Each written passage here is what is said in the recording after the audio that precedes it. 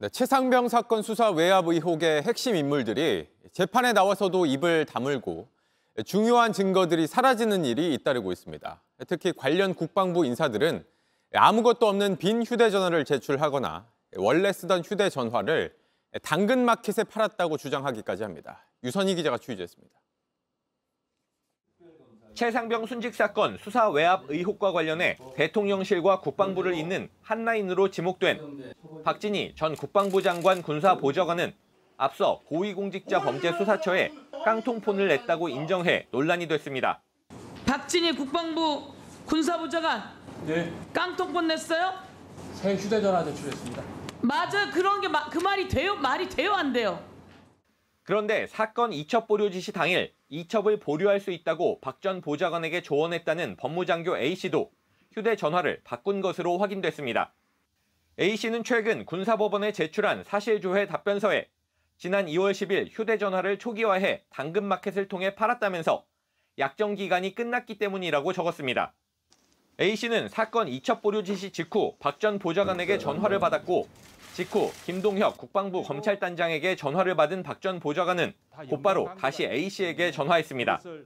그로부터 20여 분 뒤 박 전 보좌관은 임기훈 당시 국방비서관, 유재은 국방부 법무관리관, 김계환 해병대 사령관과 잇따라 통화합니다.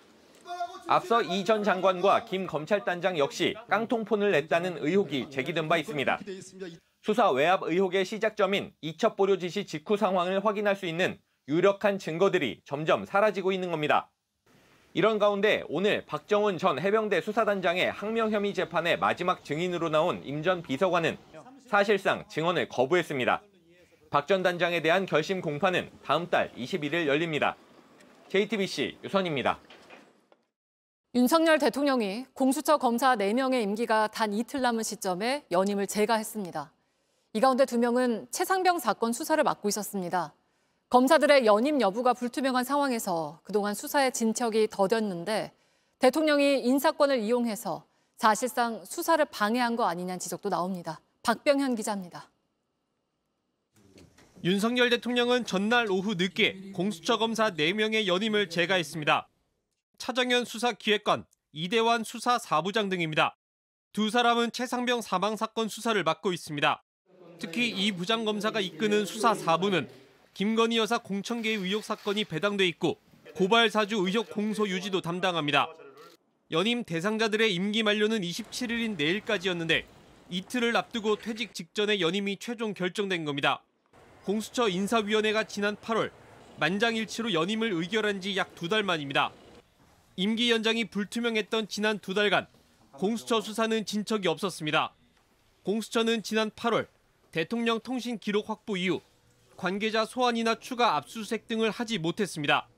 대통령실의 인사권을 이용해 수사를 방해한 것 아니냐는 지적이 나오는 이유입니다. 연임 재가 소식 이후 오동훈 공수처장은 신속한 사건 처리를 약속했습니다.